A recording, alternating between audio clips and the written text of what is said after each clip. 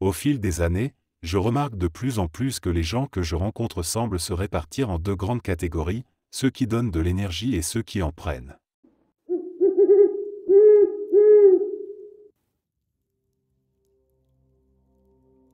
Avez-vous déjà ressenti un profond dégoût ou une répulsion vis-à-vis de l'énergie de quelqu'un? C'est exactement ce que je ressens avec une personne que je côtoie au travail.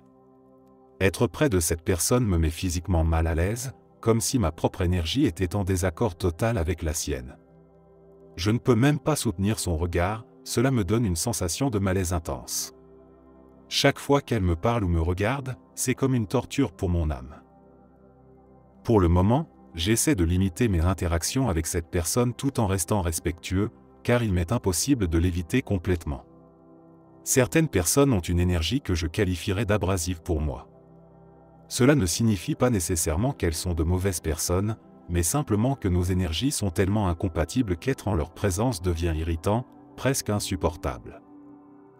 Ensuite, il y a les personnes qui dégagent une énergie plus négative, souvent parce qu'elles ne travaillent pas sur elles-mêmes. Elles se complaisent dans leur mal-être, et leur énergie est marquée par une forme de misère humaine générale. Cette négativité peut être pesante, mais elle reste d'un type que l'on peut plus facilement gérer ou ignorer. Enfin, il existe une autre catégorie d'énergie, une énergie sombre, bien plus dérangeante. Pour moi, cette énergie ressemble à un marécage de goudron, épaisse, lourde, collante, sombre. Elle déclenche immédiatement un réflexe d'autoprotection, comme une alerte rouge intérieure. Depuis que j'ai développé ma sensibilité aux énergies, je n'ai croisé ce type d'énergie que rarement. La dernière fois, c'était avec un client au travail, et j'ai dû interagir avec lui malgré moi. Plus tard, j'ai appris qu'il était un ancien militaire qui aimait raconter à mes collègues à quel point il avait pris plaisir à tuer des gens pendant son service et combien cela lui manquait. Cette révélation a confirmé ce que j'avais ressenti, son énergie portait une lourdeur presque palpable, empreinte d'une forme de noirceur que je ne peux que qualifier de profondément perturbante. Dans ce genre de situation, je fais tout mon possible pour protéger mon énergie, je limite au maximum les interactions et j'essaie de ne pas absorber cette énergie en restant centré sur moi-même. Mais certaines rencontres laissent une marque, et il est essentiel de prendre le temps de purifier son espace et de se recentrer après avoir été exposé à des énergies aussi discordantes.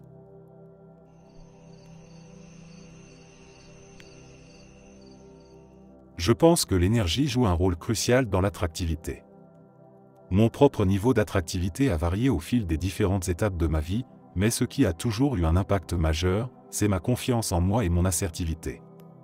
Être sûr de soi et avoir une attitude énergique a toujours poussé les gens à me traiter avec respect, même lorsque je ne me sentais pas forcément à mon avantage physiquement. Cela ne minimise en rien l'existence du privilège des beaux, mais il est indéniable qu'une personnalité dynamique, amusante et pleine d'énergie rend une personne infiniment plus attirante. Pourtant, l'importance de l'énergie dans l'attractivité est rarement évoquée. J'ai remarqué que certaines personnes, hommes ou femmes, qui sont objectivement très attirantes physiquement, peuvent dégager une énergie fade, non sensuelle. Elles restent agréables à regarder, bien sûr, mais elles n'ont pas ce facteur wow qui captive et attire irrésistiblement. À l'inverse, j'ai rencontré des personnes d'apparence moyenne, mais qui dégageaient une énergie si magnétique et une sexualité brute, naturelle et authentique, qu'il était impossible de ne pas être attiré par elles. Ces personnes n'ont pas besoin d'en faire trop ou de se comporter de manière ostentatoire. Cette énergie sexuelle, telle que je la décris, n'a rien à voir avec le fait d'agir de façon provocante ou de parler constamment de sexe. C'est une force intérieure, une combinaison de jeu, d'assurance et d'allure naturelle qui transparaît dans tout ce qu'elles font ou disent. Certaines personnes possèdent cette énergie naturellement, tandis que d'autres la cultivent au fil du temps. Mais pour qu'elle soit réellement efficace, elle doit venir d'un endroit sincère et authentique. Ce n'est pas quelque chose que l'on peut simplement jouer ou simuler. Pour moi, l'énergie représente au moins la moitié du chemin vers l'attractivité. Elle transcende l'apparence physique et touche à des aspects plus profonds de ce qui rend une personne captivante, irrésistible et inoubliable.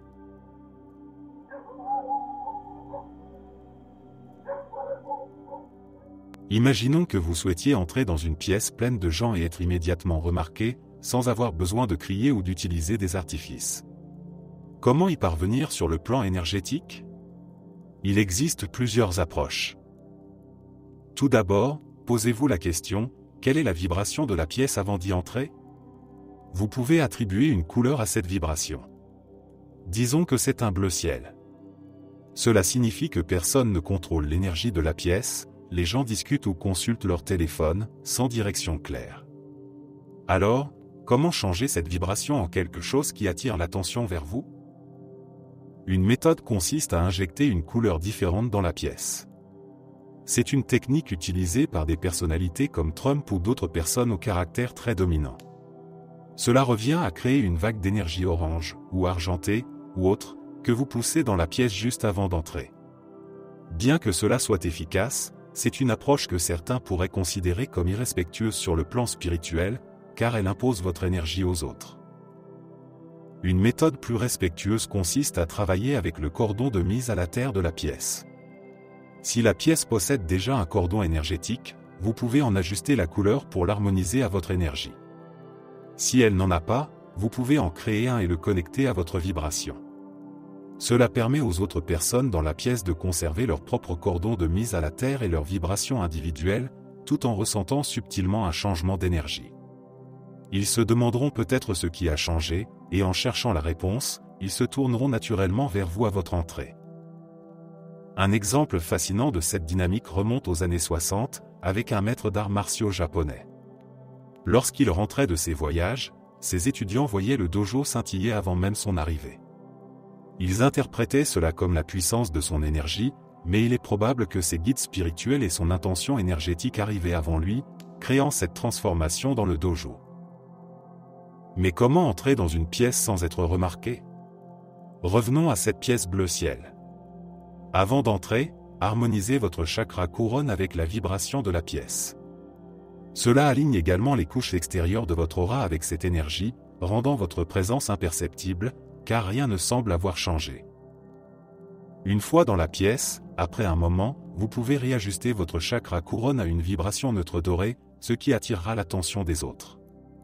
Cette technique est particulièrement utile si vous arrivez en retard à un cours de méditation ou de guérison, par exemple. C'est une manière polie, sur le plan énergétique, d'entrer sans perturber l'énergie existante. Cela vous donne aussi un instant pour vous détacher des énergies extérieures que vous pourriez transporter, stress du travail, circulation, tension. La première technique, celle de l'injection énergétique, nécessite une grande quantité d'énergie que vous pouvez contrôler. Les autres méthodes reposent davantage sur votre conscience énergétique et votre capacité d'adaptation. Ces pratiques deviennent plus intuitives avec l'expérience, notamment si vous les avez explorées dans des vies antérieures. Si vous avez été un leader magnétique ou un orateur dans une vie passée, vous pouvez revisiter ces connaissances et les intégrer dans votre vie actuelle.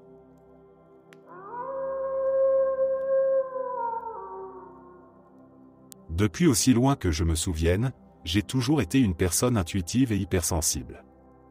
Je ne me considère pas comme une psychique, mais j'ai toujours ressenti une énergie en moi qui attire les gens et les animaux, souvent sans que je le veuille ni que je m'en rende compte. Mon énergie, qu'elle soit positive ou négative, semble affecter profondément mon environnement, mes amis, ma famille, mes collègues, mes animaux. Cela a été remarqué à plusieurs reprises. Parfois, c'est une bénédiction, mais cela peut aussi devenir une malédiction. J'ai remarqué que, lorsque je suis stressé ou négative, l'atmosphère autour de moi se transforme, entraînant des tensions visibles chez ceux qui m'entourent. Cela m'a toujours semblé naturel, une partie de qui je suis, même si cela dépasse parfois ma compréhension. Ces derniers mois, ma vie a été plongée dans une période de ténèbres profondes. Une série de crises personnelles, un mariage raté, la perte d'un être cher, l'éloignement de ma famille et une dépression grandissante m'a conduite à un état de désespoir total. Ce sentiment d'obscurité a remplacé la lumière intérieure que j'avais toujours sentie auparavant. Toute la joie, l'énergie et la force qui m'avaient autrefois caractérisé semblent avoir disparu, laissant un vide accablant. Je me sens comme piégé dans un purgatoire émotionnel, incapable de trouver une issue. C'est dans ce contexte que des événements troublants ont commencé à se produire chez moi. Jusqu'à récemment, ma maison n'avait jamais semblé hantée, mais depuis environ 2 semaines, des phénomènes étranges se manifestent régulièrement, toujours dans une zone particulière, une chambre d'amis et la salle de bain attenante, au 2e étage. Tout a commencé lorsque mon quartz rose, que je gardais toujours près de moi comme source de réconfort, s'est inexplicablement brisé dans mes mains. Peu après, alors que je rangeais mon placard, j'ai quitté la pièce quelques minutes et, à mon retour, j'ai trouvé des vêtements et des sacs éparpillés sur le sol. Il n'y avait aucune explication logique, ces objets ne pouvaient pas être tombés seuls. Puis, un événement encore plus étrange s'est produit, la baignoire de cette salle de bain, inutilisable depuis des années, s'est soudain mise à fonctionner. Cette baignoire n'a jamais eu d'eau chaude, et son robinet était cassé depuis notre emménagement. Pourtant, un jour, en montant me brosser les dents, j'ai trouvé le robinet ouvert à fond, déversant de l'eau bouillante. La salle de bain était remplie de vapeur, et j'étais seul dans la maison à ce moment-là. Peu après, des objets ont commencé à disparaître mystérieusement. Par exemple, un pilon que j'utilisais pour écraser les médicaments de mes chiens a disparu de la table où je l'avais laissé, pour réapparaître plus tard dans un tiroir que je n'avais pas ouvert. Un petit poisson en argent, placé depuis des années sur une haute étagère, a également disparu sans explication. L'événement le plus effrayant s'est produit après que j'ai pris un bain dans cette même baignoire, récemment réparée. Alors que je me séchais les cheveux dans la salle de bain, une voix forte a crié directement dans mon oreille. Cela ressemblait exactement à la voix de mon mari, mais il dormait profondément en bas. La voix était si forte et si proche que je l'ai ressentie physiquement, mais il n'y avait personne dans la pièce. Depuis, je ressens une présence oppressante, et je vois parfois des ombres furtives du coin de l'œil. J'ai également cessé de faire mes rêves lucides habituels, ce qui m'a toujours apporté du réconfort. À la place, je me réveille souvent en suffoquant, comme si quelque chose me pesait sur la poitrine. Je crois sincèrement que ce ne sont pas les murs de cette maison qui sont à l'origine de ces phénomènes, mais moi. Mon état émotionnel fragile et ma négativité semblent avoir attiré ou amplifié une énergie que je ne contrôle plus. Plusieurs éléments récents pourraient avoir un lien avec ces événements, un coffret que j'ai acheté dans une boutique ésotérique, une statue de Shiva donnée par l'ex-femme de mon mari, et placée près de ma chambre, ainsi que ma propre descente dans un état de désespoir et de colère. Je ressens que tout cela est profondément lié à mon énergie, qui était autrefois une force lumineuse, mais qui est maintenant plongée dans l'ombre. Je suis terrifié par ce qui se passe et je ne sais pas quoi faire. Je cherche désespérément des conseils pour purifier mon espace et moi-même. Je connais les rituels à base de sauge, mais je sens que ce que je vis nécessite une approche plus puissante. Comment puis-je retrouver cette lumière intérieure que j'ai perdue et me débarrasser de cette présence sombre ? Je suis prête à tout essayer pour retrouver un semblant de paix et d'équilibre.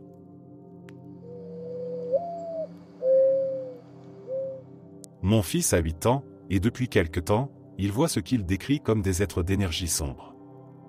Au début, il les appelait démons, parce qu'il les trouvait laids et étranges, chacun ayant une apparence unique.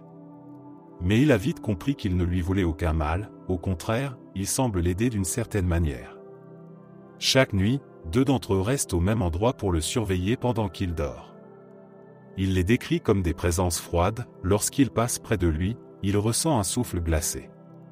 Quand plusieurs sont autour de lui, la pièce devient presque glaciale. Il fait souvent des rêves très vivaces où ces êtres communiquent avec lui. Ils n'utilisent pas de mots, ils produisent un son étrange, qu'il compare au bruit d'un bâton qui fend l'air lorsqu'on le fait tourner rapidement. Parfois, il murmure, mais ce n'est pas toujours clair. Ces rêves sont souvent empreints de symboles mystérieux, des pyramides, la lune, et l'œil omniscient apparaissent fréquemment. Avec le temps, cette connexion semble devenir de plus en plus intense. Parfois, ces êtres le guident vers certains endroits, généralement sombres ou à l'abri de la lumière, car ils ne supportent pas les lumières vives.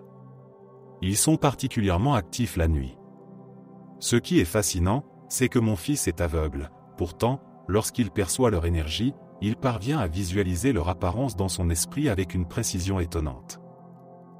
Ces entités semblent sensibles à l'énergie des autres. Elles détestent les personnes négatives ou agressives, elles évitent systématiquement son frère, qui est souvent bruyant et colérique, ainsi que son père, qui a des accès de colère. Mon fils a remarqué que si on crie ou qu'on se montre méchant, la plupart d'entre elles disparaissent immédiatement. Dernièrement, il a commencé à disposer des cristaux dans la maison. Il affirme que ces êtres sont attirés par leur énergie, mais que les cristaux les empêchent de le suivre partout, ce qu'ils préfèrent parfois. Il y en a un en particulier qui semble le fixer intensément la nuit, et cela le met mal à l'aise. Il y a quelques années, mon fils a vécu un événement traumatisant. Lors d'une fusillade accidentelle, il a été touché à la tête. Contre toute attente, il a survécu, mais il a perdu la vue. Je suis convaincu que ces êtres l'ont protégé ce jour-là. Depuis toujours, il semble doté d'une intuition et d'une perception extraordinaires, comme si son troisième œil était très développé. Peut-être que cet accident n'a fait qu'intensifier cette capacité qu'il avait déjà en lui. C'est un enfant exceptionnel, mais il garde tout cela pour lui. Il refuse d'en parler à quiconque, de peur qu'on le prenne pour un fou. Pourtant, j'ai enregistré de nombreuses vidéos où il décrit ses expériences avec une précision et un détail impressionnants.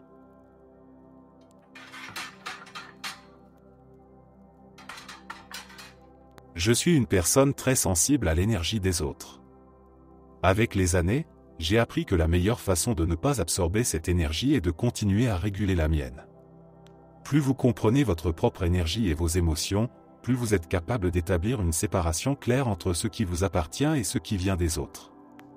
Cela reste un défi, même pour moi, et je sais que beaucoup de personnes sensibles rencontrent la même difficulté.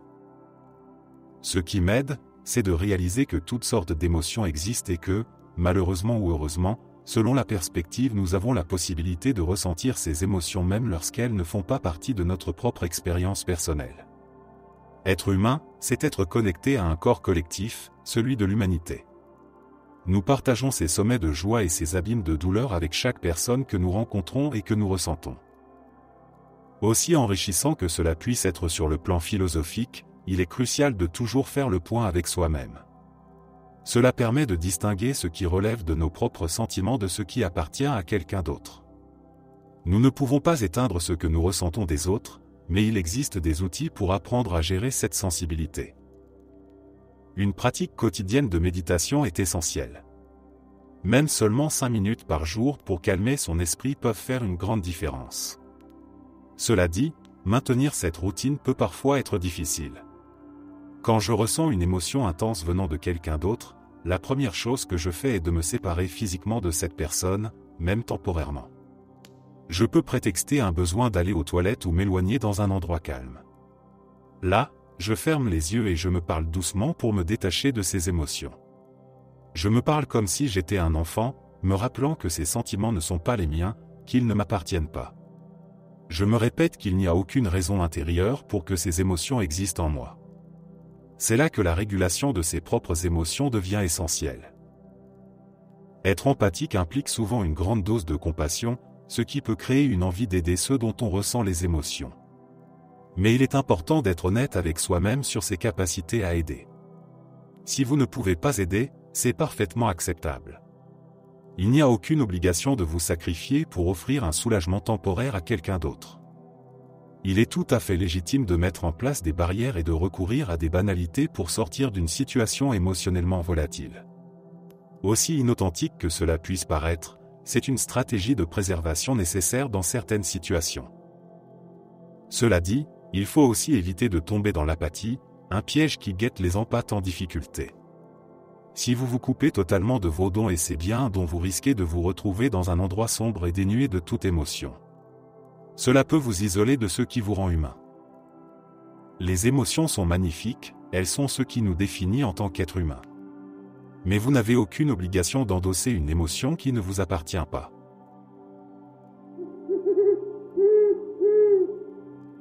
Il y a quelques années, j'ai acheté une petite table de cuisine ancienne, avec des pieds en bobine, datant probablement des années 1930. Je l'avais trouvée dans un vide-grenier en cherchant des meubles pour une petite maison de ferme que je restaurais en vue de ma retraite. Dès que je l'ai vue, j'ai ressenti quelque chose de spécial, elle semblait presque amicale, comme si elle m'appelait. Je n'ai pas hésité à l'acheter. Une fois ramenée à la maison, je lui ai donné une nouvelle vie. J'ai décapé son plateau pour révéler le bois naturel et les teinter pour lui redonner son éclat d'antan. Avec quelques chaises assorties, elle a trouvé sa place dans ma petite cuisine. Elle était parfaite, même si elle ne pouvait accueillir que 4 personnes. Lorsque je passais le week-end dans cette maison en restauration, je me surprenais souvent à m'asseoir à cette table, simplement pour profiter du moment. Une sensation de bonheur m'envahissait à chaque fois. Ce n'était pas qu'une simple table, c'était comme si elle rayonnait une énergie positive et accueillante. À plusieurs reprises, j'ai rêvé d'une famille assise autour d'elle, partageant un repas et riant ensemble. Ces rêves étaient si vivants qu'ils semblaient presque des souvenirs, bien que je ne sache rien de l'histoire de cette table. Malheureusement, lorsque la maison a été terminée, je me suis rendu compte que j'avais besoin d'une table plus grande pour accueillir des invités. À contre-séance, j'ai décidé de donner cette petite table à une amie qui emménageait dans un nouvel appartement. Je savais qu'elle serait entre de bonnes mains. Quelques mois plus tard, mon amie m'a mentionné qu'elle ressentait toujours une sensation de bien-être en entrant dans sa cuisine. Elle m'a dit qu'elle se sentait instantanément chez elle, comme si un accueil chaleureux l'attendait chaque fois qu'elle passait la porte. Elle ne savait pas que cela venait probablement de la table. Mais moi, je n'avais aucun doute. Je suis convaincu que cette table porte en elle l'énergie des moments heureux qu'elle a partagés avec ses anciens propriétaires. Peut-être qu'elle a été témoin d'innombrables repas, de discussions animées et de rires joyeux au fil des ans. Elle semble avoir conservé un peu de cette chaleur et de ce bonheur, pour le transmettre à quiconque la possède. Même si je n'ai plus cette table, je suis heureuse de savoir qu'elle continue à remplir son rôle, être un symbole de maison et de bonheur.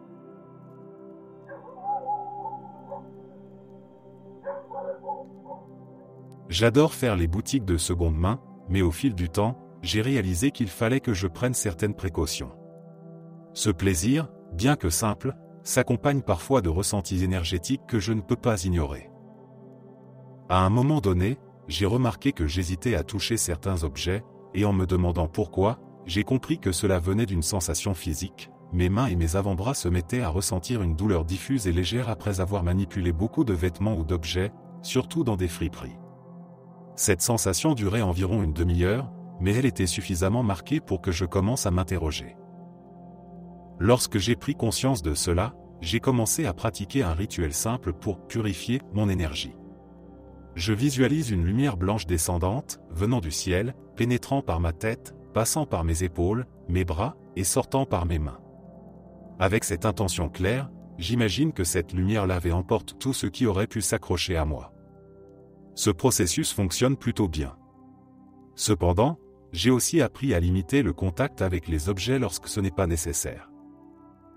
Par exemple, lorsque je regarde des chemises sur des cintres, je préfère toucher uniquement le haut du cintre plutôt que le tissu directement. Cette petite astuce m'aide à éviter cette sensation désagréable. En général, j'ai remarqué que la plupart des vêtements dans une friperie dégagent une énergie que je trouve désagréable ou lourde, comme si ces vêtements portaient encore les traces émotionnelles des personnes qui les ont portés auparavant. De temps à autre, cependant, il m'arrive de tomber sur une pièce qui semble vibrer d'une énergie positive.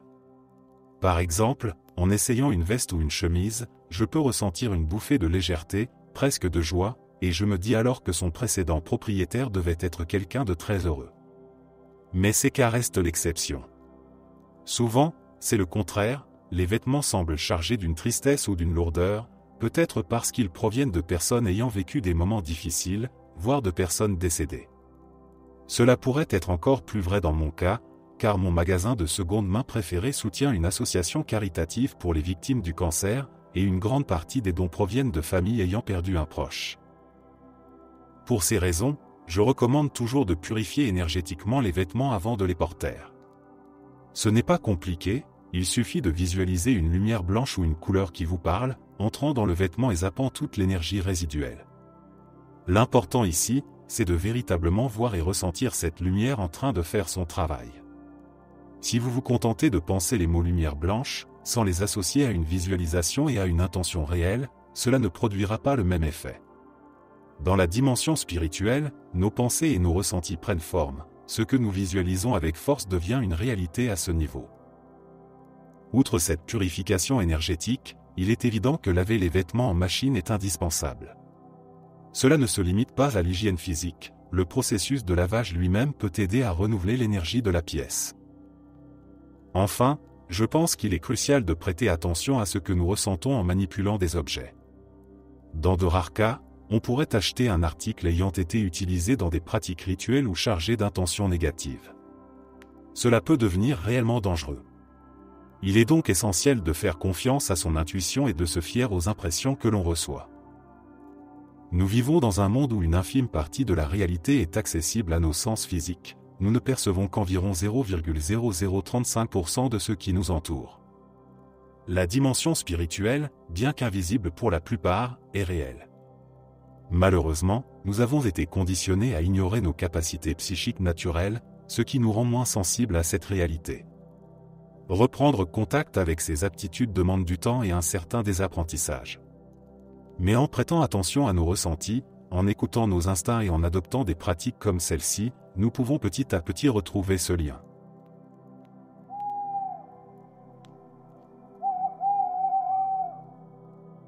Mon mari et moi avons récemment acheté et emménagé dans une nouvelle maison. Dès notre arrivée, nous avons été stupéfaits par l'énergie qui s'y dégageait. La maison semblait lumineuse, non seulement grâce aux fenêtres et à la lumière du soleil, mais aussi par une sorte de positivité intangible. C'est difficile à expliquer, mais nous nous sentons heureux et à l'aise dans cet espace, comme nous ne l'avions pas ressenti depuis longtemps, et certainement pas dans notre précédente maison. En y repensant, nous n'avions pas pleinement réalisé à quel point notre ancienne maison était sombre et négative sur le plan énergétique. Nous avions vécu plusieurs expériences traumatisantes peu après y avoir emménagé, et nous avions toujours attribué nos humeurs sombres et la lourdeur ambiante à ces événements, sans trop remettre en question l'environnement lui-même. À plusieurs reprises, j'avais eu l'impression qu'une énergie noire ou quelque chose de mauvais planait autour de cette maison, mais, étant une personne plutôt paranoïaque et terrifiée par le paranormal, je mettais souvent ces sensations sur le compte de mon imagination. Jusqu'à la nuit dernière. Hier soir, nous recevions des amis venus de Los Angeles. En discutant de notre nouvelle maison par rapport à l'ancienne, je leur ai décrit ce que j'ai écrit ci-dessus, en leur donnant un exemple précis. Je leur ai expliqué que, chaque fois que je rentrais chez moi après la tombée de la nuit, que ce soit après une soirée ou une longue journée de travail, il y avait un endroit spécifique sur le bord de notre propriété qui me terrifiait. C'était là où la lisière des bois commençait, et à cet endroit précis, je ressentais toujours une panique sourde et oppressante, comme si quelque chose de mauvais m'observait et pouvait surgir à tout moment pour me poursuivre.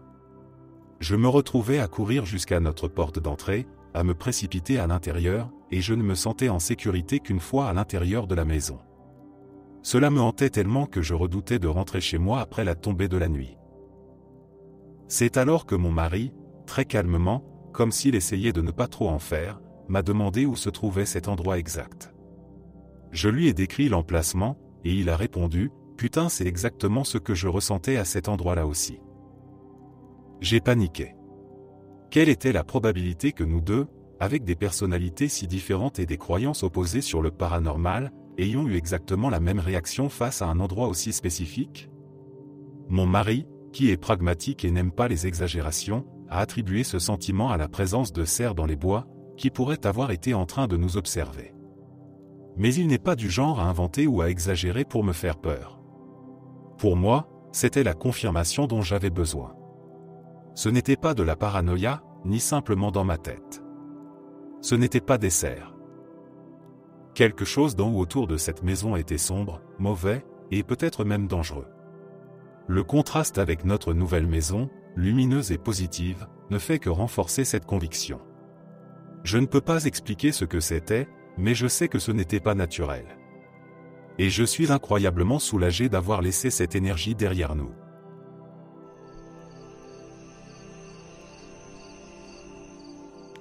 Chaque fois que je suis stressé ou anxieux, j'ai remarqué que j'ai un effet étrange sur les appareils électroniques, surtout les téléphones. Cela m'est arrivé à plusieurs reprises et semble se produire de manière plus prononcée lorsque je suis en pleine montée d'angoisse. La première fois que j'ai pris conscience de ce phénomène, c'était il y a environ 7 ans. Ce matin-là, je me suis réveillé paniqué en pensant que j'étais en retard pour le travail. Il était 9h30, et je croyais devoir être à mon poste à 9h.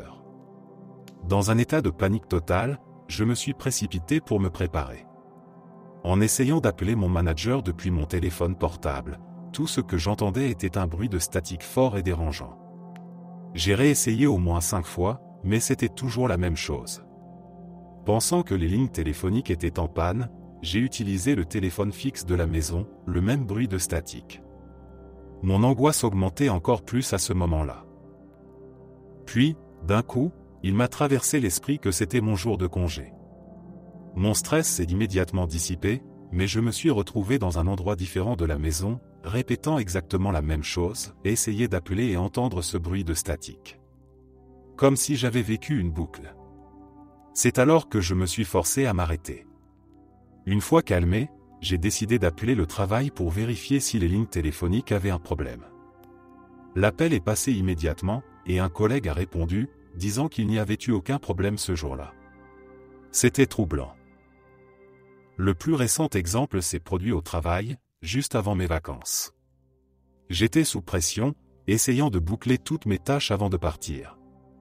L'ordinateur du magasin se comportait étrangement, affichant des bugs que je n'avais jamais vus auparavant, et la connexion Internet était incroyablement lente.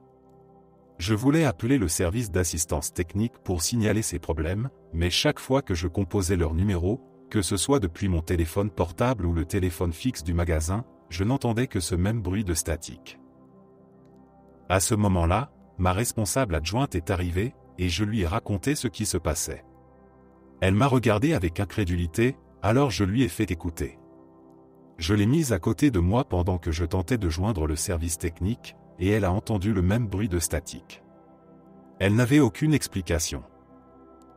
Fatigué et stressé, j'ai décidé de laisser tomber. J'ai dit à ma collègue qu'elle pourrait s'en occuper après mon départ en vacances. En rentrant chez moi, je l'ai appelée pour voir si les problèmes persistaient. Elle m'a raconté que, dès que j'avais quitté le magasin, elle avait réussi à joindre le service d'assistance sans aucun problème. Le représentant a affirmé qu'il n'y avait rien de défectueux avec les lignes téléphoniques ou le réseau informatique. Et, étrangement, l'ordinateur avait recommencé à fonctionner normalement.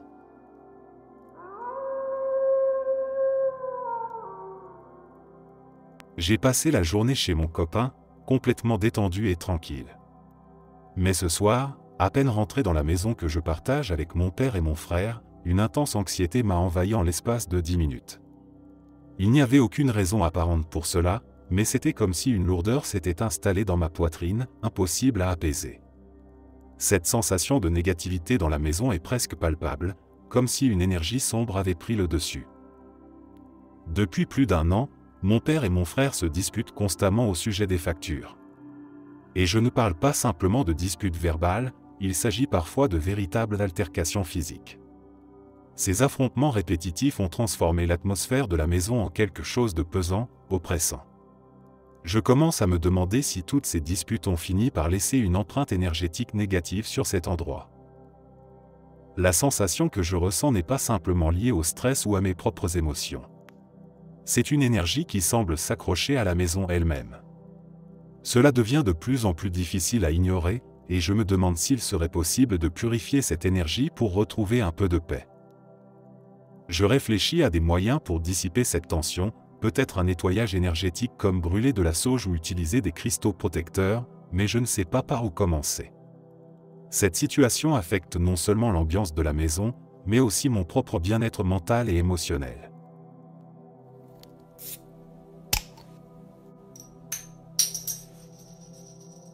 Certaines personnes possèdent une énergie magnétique.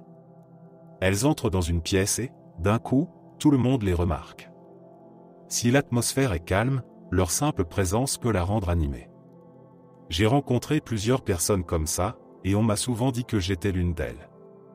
Apparemment, j'ai une énergie très forte qui rayonne sans que je fasse quoi que ce soit de particulier. Cela dépend beaucoup de mon humeur. Si je ne vais pas bien, il m'est difficile de le cacher, et cela a un impact sur les autres. Ce type d'énergie est à la fois une bénédiction et une malédiction, car il met beaucoup de pression à toujours maintenir des vibrations positives, pour ainsi dire. Lorsque je commence à me laisser submerger par des pensées négatives, je remarque que les gens autour de moi en ressentent aussi les effets, ce qui n'est pas ce que je souhaite transmettre. Bien sûr, il y a des jours où je ne me préoccupe pas de cela et où je me laisse simplement aller, mais cette responsabilité implicite reste toujours là, en arrière-plan. Pour moi, le premier pas a été d'éliminer ma peur de la mort. Cela s'est produit en partie après avoir survécu à une expérience de mort imminente, qui a déclenché une sorte d'urgence spirituelle. J'ai été forcé de faire confiance à la puissance infinie de l'amour pour me guider. Cette confiance en l'infini qui réside en moi a ouvert un espace pour que l'énergie de l'amour prenne la place de celle de la peur. Aujourd'hui, lorsque je suis entouré de nouvelles personnes ou d'étrangers, je les imagine comme de vieux amis, même ceux qui semblent désagréables. Après tout, j'ai moi aussi des amis qui peuvent être salés, et je sais que je peux l'être aussi. Une autre pratique essentielle pour moi a été l'auto-pardon absolu. En acceptant que je suis une conscience infinie, radieuse et précieuse, vivant une expérience humaine transitoire, j'ai cessé de projeter mes propres sentiments d'insuffisance ou de culpabilité sur les autres. Cela crée une légèreté dans mes relations, car il est rafraîchissant d'être en présence de quelqu'un qui ne juge pas. Je me souviens encore de la première fois où j'ai ressenti cela venant de quelqu'un d'autre. J'admets ouvertement mes particularités, et tout ce qui concerne mon ego est sur la table, sans rien cacher. Je regarde les gens dans les yeux lorsqu'ils me parlent, et je suis vraiment curieux d'apprendre de leurs expériences et de leurs défis. Pour moi, il ne s'agit pas de penser que je peux changer l'atmosphère d'une pièce simplement par mon apparence ou mon langage corporel. Ce n'est pas ça, le cœur de l'énergie magnétique. C'est avant tout une question de connexion. Il s'agit d'être vraiment présent, même pour un échange de 30 secondes avec un inconnu, ou de ne pas réagir à une personne en colère, mais plutôt de voir à travers cette colère et de comprendre qu'elle reflète une douleur. Comprendre les projections celles des autres et les nôtres est fondamental. Chaque interaction, aussi petite soit-elle, crée des ondulations qui se propagent dans l'univers.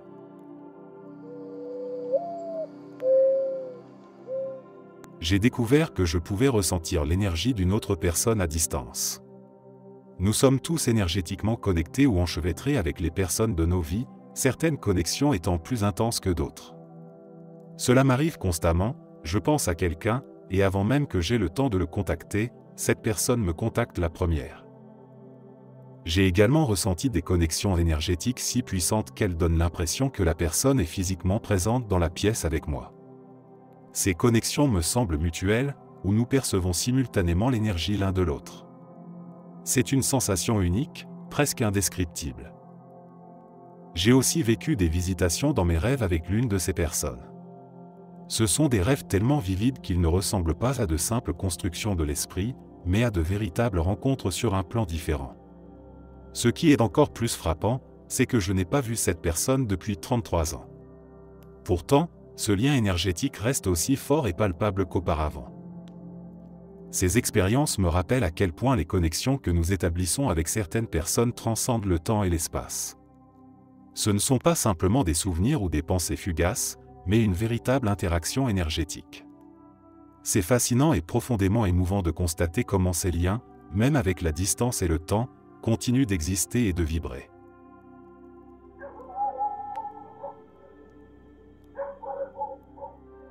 Pour ceux d'entre nous qui sont sensibles sur le plan énergétique, il est essentiel de développer et d'affiner des pratiques de protection.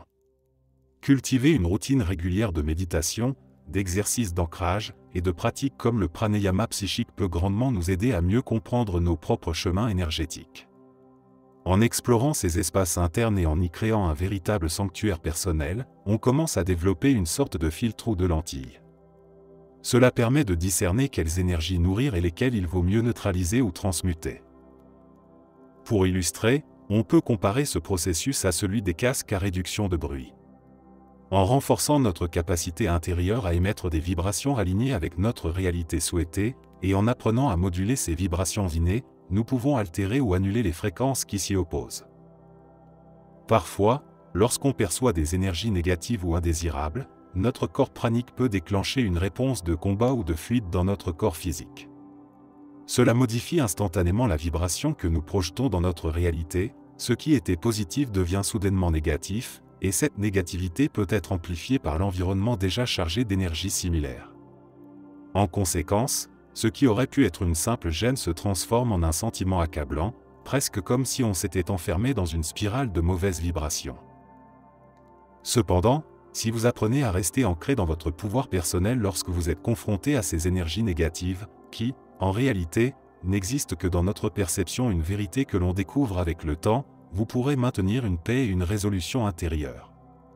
Lorsque vous trouvez cette stabilité, la négativité perçue ne peut plus pénétrer votre espace intérieur. L'énergie extérieure ne peut affecter l'énergie intérieure à moins que vous ne lui permettiez de le faire. Mais cela ne s'arrête pas là. En cultivant cette maîtrise de soi, vous pouvez également influencer les énergies extérieures de manière positive. La manière dont vous choisissez de ressentir à l'intérieur commence à se refléter naturellement à l'extérieur. En réalité, l'énergie que vous portez en vous affecte toujours l'énergie autour de vous, qu'elle soit consciente ou inconsciente. Je recommande vivement d'explorer et de cultiver des techniques pour devenir plus sensible à votre Ajna chakra, le troisième œil. En affinant cette connexion, vous pourrez non seulement mieux percevoir les énergies environnantes, mais aussi renforcer votre capacité à transformer votre réalité énergétique.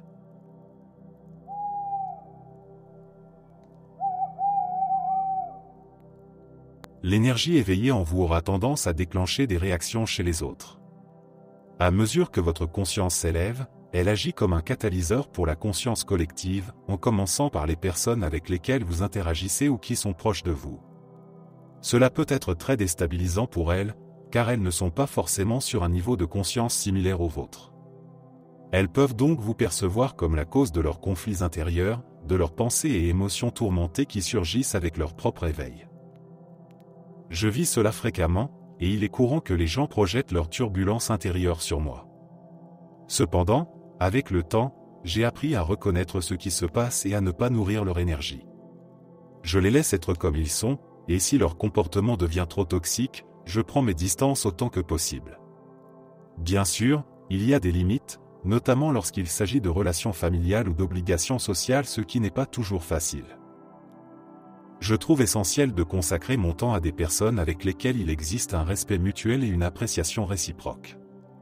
En ce qui concerne les personnes toxiques ou négatives, il est crucial de ne pas prendre leurs paroles ou leurs actions personnellement.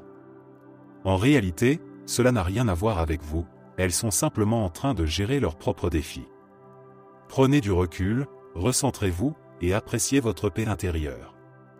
Même si cela signifie passer la majorité de votre temps seul, comme c'est souvent mon cas, vous finirez par savourer cette solitude et la liberté qu'elle vous offre pour vous concentrer sur vous-même. En résumé, vous vous trouvez à un niveau de conscience différent de celui des personnes que vous déclenchez. Cela ne veut pas dire qu'elles sont en retard, elles avancent simplement à leur propre rythme, tout comme nous tous. Après tout, nous sommes tous ici dans cette grande salle de classe qu'est la vie, remplie de devoirs et de leçons à apprendre. Le véritable objectif est de permettre aux autres de vivre leurs propres expériences. Certes, cela peut être frustrant et le processus n'est pas toujours facile. Mais souvenez-vous que, plus vous approfondissez votre pratique, plus vous rencontrerez des personnes qui résonnent avec vous sur un plan vibratoire. Parfois, les personnes que vous rencontrez ne sont que des points de contrôle, des rappels pour vous recentrer sur vous-même. Peut-être qu'une version antérieure de vous aurait été profondément blessée par leur réaction, mais la version actuelle de vous a été remplacée par une compréhension empreinte de compassion. Essayez de ne pas prendre cela personnellement. Votre mission est simplement d'aller plus profondément dans votre vérité, dans ce que vous êtes vraiment, et de libérer autant que possible les différents niveaux de votre âme.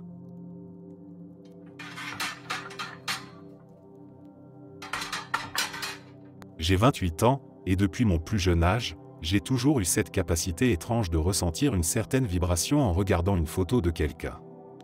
Je peux fixer une photo et immédiatement percevoir une énergie bonne ou mauvaise. Ce qui est intriguant, c'est que mes impressions se révèlent souvent exactes, les personnes qui me donnent une bonne vibration sur leurs photos finissent par être bienveillantes, et celles qui me transmettent une énergie négative s'avèrent souvent être nuisibles. Lorsque je rencontre des gens pour la première fois, cette capacité se manifeste aussi à travers leurs yeux. C'est comme si je pouvais capter leur essence en un instant. Par exemple, j'ai identifié des narcissiques de cette manière, leurs yeux dégagent une énergie lourde et sombre, si intense qu'elle peut me nouer l'estomac ou me forcer à détourner le regard. C'est une sensation tellement forte qu'il m'est impossible de l'ignorer. Une autre capacité que j'ai est de ressentir la présence des autres dans une maison.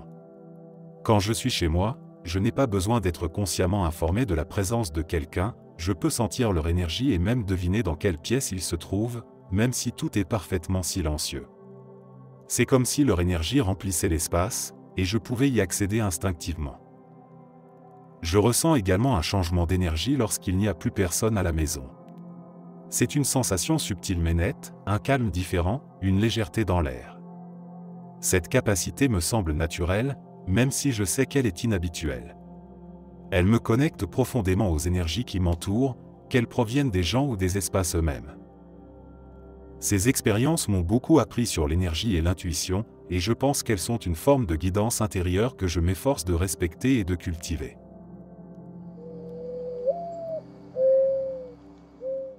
Il y a un an, j'ai vécu une expérience surnaturelle qui a transformé ma perception du monde. Depuis cet événement, j'ai développé la capacité de ressentir les champs d'énergie, une aptitude qui ne m'a jamais quitté. Voici ce qui s'est passé. C'était l'après-midi, peu après mon retour d'un voyage de 2 semaines au Moyen-Orient, où j'avais visité Israël, la Jordanie et la Turquie. Je me trouvais dans le salon, calmement installé avec une tasse de thé, lisant sur mon téléphone. C'est alors que j'ai ressenti un picotement étrange dans ma main droite, plus précisément dans l'index, le majeur et le pouce. La sensation était inhabituelle, presque comme si ma main se chargeait d'énergie. Le phénomène était si inhabituel qu'il a capté toute mon attention, et je n'arrêtais pas de fixer ma main. Au moment où je tentais de comprendre ce qui se passait, ma femme, intriguée par mon comportement, s'est approchée. Lorsqu'elle a tendu la main vers la mienne, quelque chose d'incroyable s'est produit, avant même que nos mains ne se touchent, une sorte de sphère d'énergie lumineuse est apparue entre elles, pulsant brièvement avant d'exploser. La sphère ressemblait à une lumière blanche qui se propageait rapidement dans l'espace entre nous. L'intensité de l'événement était si forte que nous avons tous les deux été submergés par une sensation de surprise et d'émerveillement. Immédiatement après cet événement, une impulsion presque instinctive m'a poussé à explorer ce phénomène. Je me suis levé, sans réfléchir, j'ai commencé à passer mes doigts au-dessus de son corps, à une distance de quelques centimètres, comme si je scannais quelque chose d'invisible. Ce que je percevais était incroyable.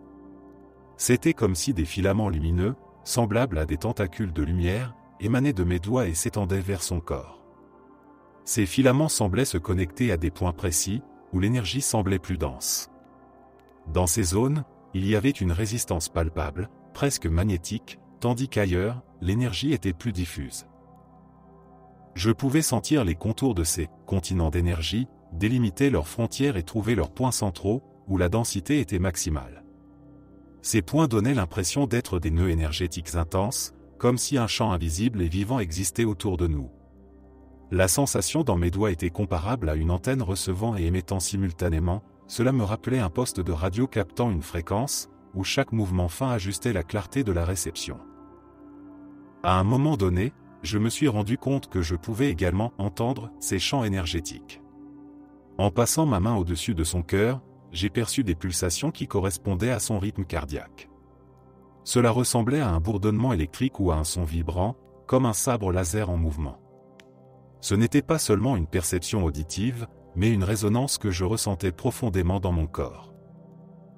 Cet état a duré une quinzaine de minutes, jusqu'à ce que ma femme me demande d'arrêter, disant qu'elle se sentait épuisée et mal à l'aise. Bien que l'expérience ait pris fin à ce moment-là, la sensation de picotement et d'énergie a persisté dans mes doigts pendant le reste de la journée. Ce soir-là, je ne pouvais pas arrêter de penser à ce qui s'était passé, mais il m'était difficile de trouver les mots pour en parler. Vers 3 heures du matin, incapable de dormir, j'ai ressenti un besoin irrésistible d'écrire ce que j'avais vécu. Tandis que je notais chaque détail, les lumières de la salle de bain de notre chambre se sont soudainement allumées, puis éteintes d'un coup. Lorsque j'ai regardé l'horloge, il était exactement 3h33. Cet événement, bien que mineur en apparence, semblait amplifier l'étrangeté de tout ce que j'avais vécu. Dans les jours qui ont suivi, cette capacité semblait s'activer spontanément. Un membre de ma famille, expérimenté en Reiki, m'a encouragé à explorer davantage cette aptitude.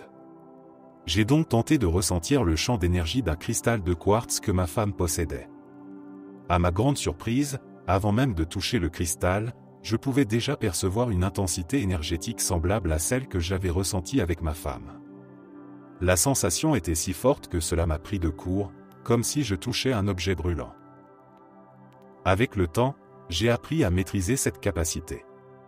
Je peux maintenant activer cette sensibilité à volonté et ressentir les champs d'énergie d'objets, d'animaux, et même de lieux à distance.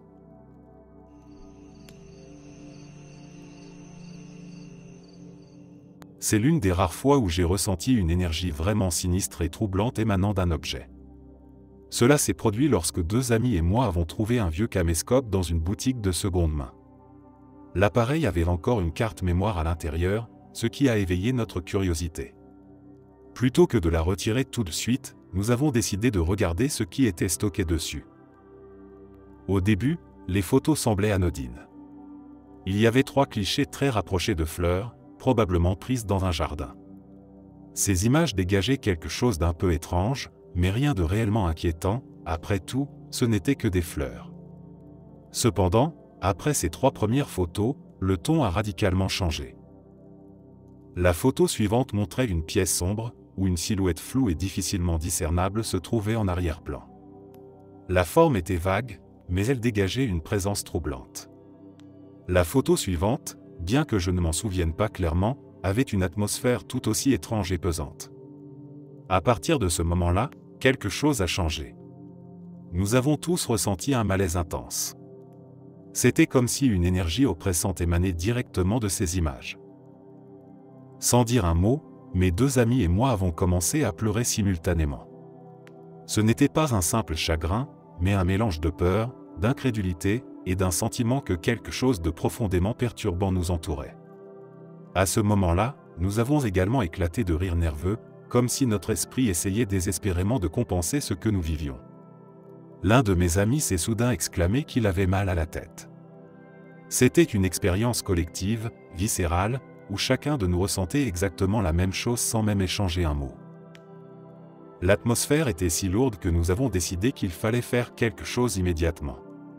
En panique, nous avons retiré la carte mémoire et, presque instinctivement, décidé de la détruire.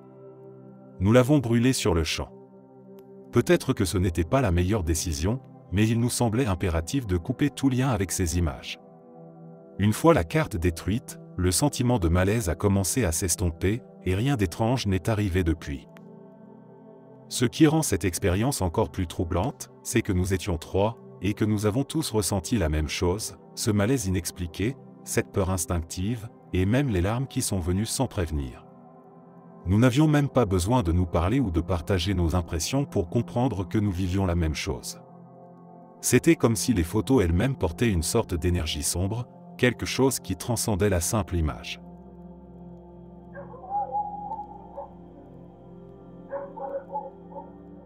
Il arrive parfois que l'on ait l'impression que quelqu'un vole notre énergie. Cela peut se manifester par une lourdeur dans la poitrine, comme si on portait une énergie négative qui n'est pas la nôtre, et que notre propre énergie positive semblait s'échapper. Après avoir fait quelques recherches, j'ai appris que la loi de conservation de l'énergie stipule que l'énergie ne peut être ni créée ni détruite, mais seulement transformée en une autre forme d'énergie. Ce qui se passe dans ce cas, c'est que nous permettons en réalité à quelqu'un de voler notre énergie en réagissant à ses actions. Notre réaction à leurs actions, lorsqu'elle est basée sur la peur, transforme notre énergie positive en une forme d'énergie basée sur la peur. Cette transformation donne cette sensation de lourdeur, comme si on traînait une ancre, avec une gêne dans la respiration et une pression dans les sinus. En réagissant de cette manière, nous abaissons notre vibration lumineuse élevée à un niveau plus bas, ce qui permet à ces personnes de voler cette énergie transformée. Ces personnes ne peuvent pas voler directement la lumière élevée que nous portons, celle que l'on pourrait appeler la lumière divine en nous. Elles se sont éloignées de cette lumière et, pour en obtenir, elles doivent abaisser notre propre lumière en nous poussant à réagir avec peur ou négativité. Tout sur Terre est guidé par la conscience. Notre niveau de conscience détermine la manière dont nous réagissons aux actions des autres. Si nous avons des blessures psychologiques non résolues, elles nous poussent à réagir de manière négative ou basée sur la peur. Pour retrouver notre lumière et guérir, nous devons transcender ces blessures psychologiques, ce niveau de conscience basé sur la peur qui nous pousse à réagir ainsi. C'est là que nos guides spirituels jouent un rôle important. Ils ne peuvent pas simplement réparer notre énergie pour nous, car cela reviendrait à redonner cette énergie lumineuse sans traiter la racine du problème. Si nous continuons à réagir de la même manière face aux mêmes personnes ou situations, cette énergie redeviendra une vibration basse. Une fois que nous aurons transcendé ces blessures psychologiques, nous pourrons demander à nos guides de nous aider à transformer cette énergie basse en une vibration lumineuse et élevée. Et cette transformation sera permanente. Lorsque vous atteignez ce point, la personne ou la situation qui déclenchait votre peur et vos réactions négatives n'aura plus d'impact sur vous. Vous pourrez réagir avec amour et lumière, et souvent, cette personne ou situation disparaîtra de votre vie, n'ayant plus de prise sur vous. Examinez votre psychologie. Essayez de comprendre ce qui vous pousse à réagir avec peur face à une personne ou une situation. Identifiez l'origine de cette peur et travaillez à la résoudre. Vous pouvez également demander l'aide de vos guides spirituels pour comprendre les causes profondes de cette peur. Ils peuvent vous guider dans le processus de guérison et de transcendance. En suivant leur direction, vous pourrez peu à peu retrouver votre lumière et maintenir une vibration élevée, quel que soit ce qui vous entoure.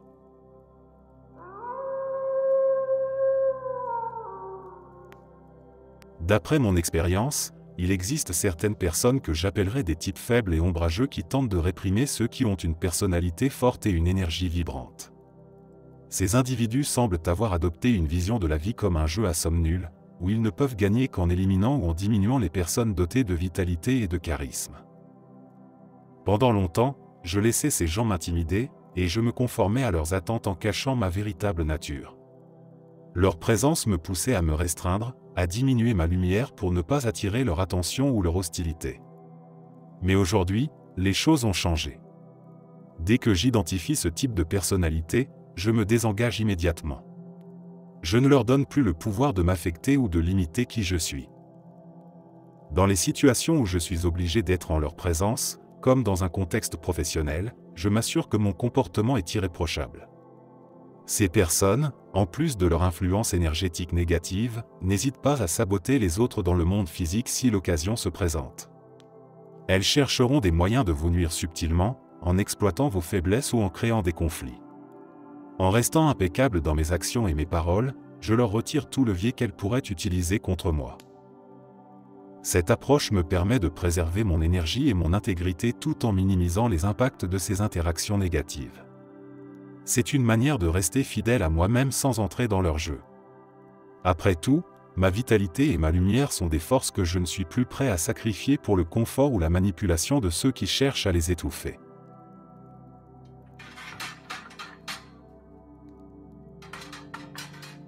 Il y a plus de 30 ans, je travaillais dans le design pour une grande entreprise de mode internationale appelée Esprit. L'un des éléments essentiels de notre processus créatif consistait à utiliser 2 immenses portants de vêtements, certains neufs et d'autres d'occasion, pour puiser des idées et des références. Ces racks étaient une véritable caverne d'Ali Baba pour les designers, mais un jour, l'un des vêtements a changé ma perception de ces recherches à jamais. Alors que je parcourais les portants, je suis tombé sur une nouvelle sélection de vêtements d'occasion fraîchement ajoutés. Parmi eux se trouvait une vieille chemise en denim de style cow-boy, visiblement très ancienne. Dès que mes mains ont effleuré le tissu, j'ai ressenti comme une décharge électrique. Ce n'était pas une simple sensation physique, c'était une vague d'énergie intense qui m'a laissé figé sur place. Dans mon esprit, une vision m'est apparue, celle d'un homme, brut et imposant. Avec cette vision est venue une émotion troublante, presque suffocante, la panique, suivie par une impression oppressante de violence et de meurtre. La sensation était si forte que j'ai immédiatement su que cette chemise portait quelque chose d'inhabituel, d'obscur. J'ai hésité à en parler, mais il y avait une femme dans un autre département de design qui avait la réputation d'être psychique. Intrigué et cherchant une validation, je l'ai invitée à venir examiner les vêtements, sans mentionner la chemise ou mon expérience. Je voulais voir si elle ressentirait quelque chose de similaire. Elle s'est approchée du rack et a commencé à fouiller parmi plus d'une centaine de vêtements. Je l'observais depuis mon bureau, me demandant si elle trouverait ce que je redoutais. Soudain, elle a poussé un cri étouffé, une sorte de hoquet mêlé de panique. Lorsqu'elle s'est retournée, ses yeux étaient écarquillés, sa mâchoire pendante. Elle se tenait exactement à l'endroit où se trouvait la chemise. D'une voix à peine audible, elle a murmuré un mot, meurtre. Mon cœur s'est figé. C'était précisément le mot que j'avais en tête lorsque j'avais touché la chemise. Nous avons échangé un regard long et silencieux, comme si le temps s'était suspendu. À ce moment-là, il n'y avait plus de doute, cette chemise portait une énergie sombre, quelque chose que ni elle ni moi ne pouvions ignorer.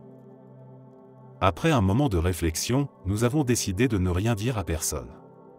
Qui aurait pu nous croire? Ce genre de choses semblait si absurde, même à mes propres oreilles. Nous avons conclu que la meilleure chose à faire était de nous débarrasser de la chemise. Ce soir-là, après le travail, je l'ai discrètement retirée du rack, l'ai glissée dans un sac et l'ai jetée dans un grand conteneur à déchets, loin de l'entreprise. Certaines villes possèdent une énergie unique, presque palpable, qui semble refléter leur histoire, leurs drames et les émotions accumulées au fil des siècles. Berlin, par exemple, est une ville où une sorte d'obscurité sous-jacente peut être ressentie. Cette énergie lourde semble être le résultat des traumatismes de la Seconde Guerre mondiale, de la division imposée par le mur de Berlin et des décennies de conflits qui ont marqué son histoire. Bien que Berlin soit aujourd'hui un centre vibrant de créativité et de renouveau, cette empreinte sombre persiste, ajoutant une profondeur émotionnelle et historique qui fascine autant qu'elle intrigue. Pripyat, en Ukraine, est une autre ville où l'énergie semble figée dans le temps.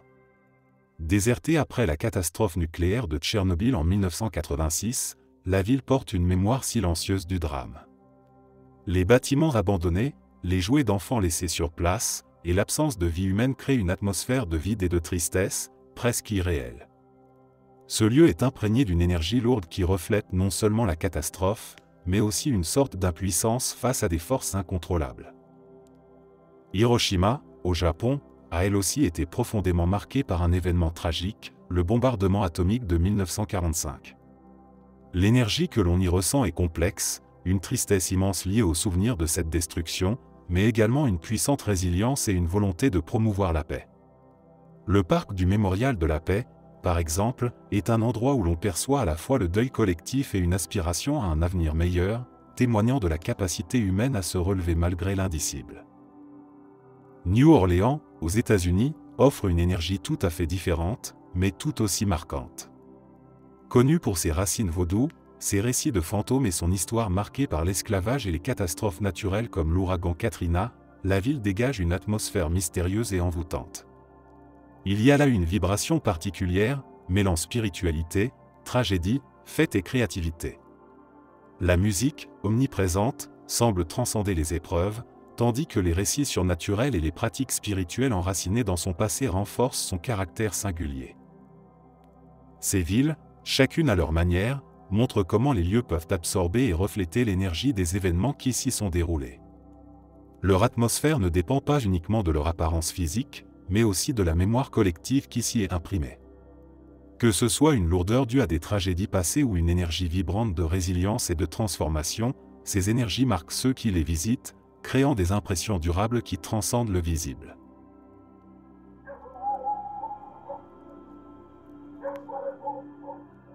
Dans la culture thaïlandaise, acheter des masques, qu'ils soient neufs ou d'occasion, pour les accrocher chez soi est une pratique qui exige une grande prudence.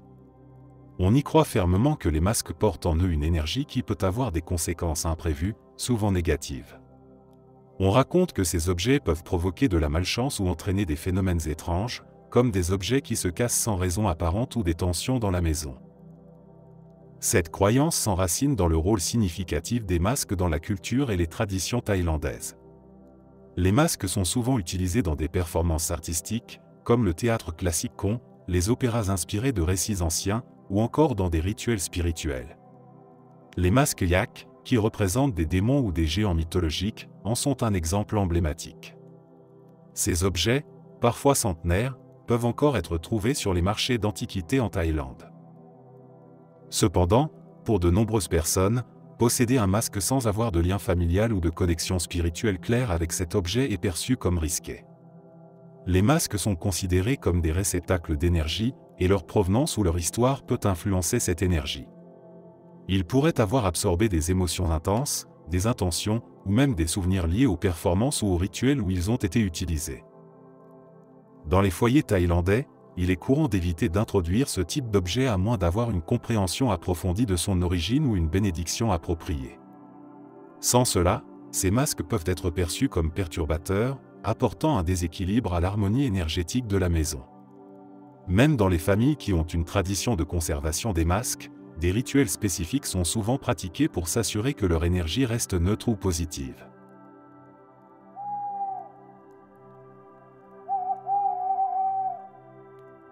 Cela fait maintenant 8 ans que je vis dans le même appartement au sous-sol. J'ai 26 ans, et ma copine a emménagé avec moi il y a environ 3 ans. Depuis que je vis ici, plusieurs événements étranges se sont produits, et il y a toujours cette énergie négative et pesante qui semble imprégner l'endroit. Des objets se déplacent inexplicablement, souvent des vêtements. Une fois, une veste militaire qui était accrochée sur un porte-manteau, bien enfouie sous d'autres manteaux, s'est retrouvée derrière le canapé, sans que rien d'autre sur le porte-manteau n'ait été déplacé. Une autre fois, une ceinture qui pendait à une poignée de porte a mystérieusement atterri sur le sol, à environ 1,5 mètre de l'endroit où elle se trouvait. Ma copine a également senti à plusieurs reprises que quelqu'un lui touchait les cheveux. Un de mes amis, lui, a juré qu'il avait vu quelqu'un debout derrière lui alors que nous étions les seuls dans la pièce. Et ma mère, qui était à l'étage, a affirmé avoir vu une silhouette translucide d'une femme blonde penchée au-dessus de son bureau. Ce sont les événements les plus marquants dont je me souviens, mais il y en a eu d'autres. Cependant, ce qui est le plus troublant, c'est cette lourde sensation négative qui imprègne l'appartement. Ma copine et moi avons souvent ressenti des changements d'humeur soudains en rentrant à la maison. Nous pouvions être de bonne humeur, et dès que nous franchissions la porte, une vague de colère, de tristesse, d'anxiété ou de dépression nous envahissait presque instantanément, comme si on appuyait sur un interrupteur. Cela nous arrive fréquemment. En revanche, lorsque je sors de l'appartement, je sens presque immédiatement ce poids se lever, et mon humeur s'allège un peu. Mais dès que je retourne en bas, la lourdeur revient, parfois à un point où c'est presque insupportable de rester là. Ma copine ressent exactement la même chose. En plus de ces sensations, nous avons vécu une série de malchances ces dernières années, des événements négatifs qui s'enchaînent sans explication logique. Je ne peux m'empêcher de penser que cela pourrait être lié à l'énergie qui règne ici. Cela affecte tellement notre quotidien que nous n'avons qu'une hâte, partir d'ici le plus vite possible. Nous envisageons sérieusement de purifier l'appartement avec de la sauge pour essayer de dissiper cette énergie négative. Nous espérons que cela pourra apporter un peu de légèreté et de sérénité dans cet espace qui pèse lourdement sur nos vies.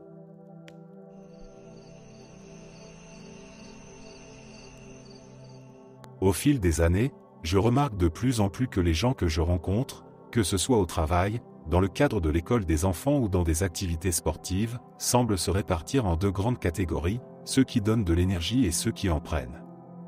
Cette dynamique peut sembler subtile, mais elle a un impact profond sur nos interactions et sur la manière dont on perçoit les autres. Prenons par exemple deux types de personnes. La première, appelons la personne A, entre dans une pièce et, lorsque vous lui demandez comment elle va, elle répond que sa vie est très chargée. Elle ne dira pas directement que tout est difficile, mais ces mots décrivent une existence épuisante, un travail accaparant, des enfants exigeants, et un sentiment général d'être débordé. En tant qu'interlocuteur, votre première réaction est souvent de vouloir aider, d'offrir des solutions ou du réconfort, si tu veux, je peux garder les enfants pour que tu te reposes un peu, ou des phrases similaires. À travers ces échanges, vous sentez votre propre énergie diminuer, car cette personne semble inconsciemment s'appuyer sur votre soutien pour alléger son propre fardeau. À l'opposé, il y a des personnes comme personne B. Celle-ci arrive dans la pièce avec une énergie légère et positive. Elle partage des observations simples mais agréables, le beau temps parfait pour aller se promener, une bonne affaire qu'elle a trouvée au supermarché, ou l'excitation d'un week-end relaxant à venir. Même si vous êtes fatigué ou préoccupé, cette personne a le don de redonner un peu de lumière à votre journée. Son énergie ne vous sollicite pas, elle semble au contraire enrichir la vôtre. Cette dynamique ne se limite pas à une opposition entre optimistes et pessimistes. En effet, les absorbeurs d'énergie ne se présentent pas toujours comme des personnes négatives. Bien au contraire, beaucoup d'entre eux savent très bien masquer cette caractéristique, ils prennent soin de se montrer aimables et positifs en surface, tout en dirigeant subtilement les conversations vers leurs propres problèmes ou défis. Par exemple, si vous leur confiez que vous avez mal dormi, ils répondront aussitôt qu'ils ont eux aussi eu une semaine de nuits horribles. En apparence, ils compatissent, mais en réalité, ils recentrent l'attention sur eux, et cette interaction peut vous laisser vider émotionnellement. Je me demande souvent si ces comportements sont temporaires ou permanents. Est-ce que les gens oscillent entre ces rôles selon les moments de leur vie, ou restent-ils dans une catégorie? D'après mes observations, certaines personnes semblent s'installer durablement dans un rôle. Les absorbeurs d'énergie chronique adoptent souvent ce schéma parce qu'ils cherchent inconsciemment à combler un vide émotionnel ou à recevoir une validation externe. À l'inverse, les donneurs d'énergie semblent avoir une base intérieure plus stable, une sérénité qui leur permet de partager sans rien attendre en retour. Cependant, il est aussi possible pour quelqu'un de basculer d'un rôle à l'autre selon les circonstances. Lorsqu'une personne traverse une période difficile, elle peut temporairement devenir un absorbeur d'énergie, car elle a besoin de soutien. À l'inverse, retrouver un équilibre ou dépasser une épreuve peut lui permettre de redevenir un donneur d'énergie. Merci d'être resté jusqu'à la fin. N'oubliez pas d'aimer la vidéo, de vous abonner et de partager vos propres histoires en commentaire. On se retrouve demain à la même heure devant ce feu.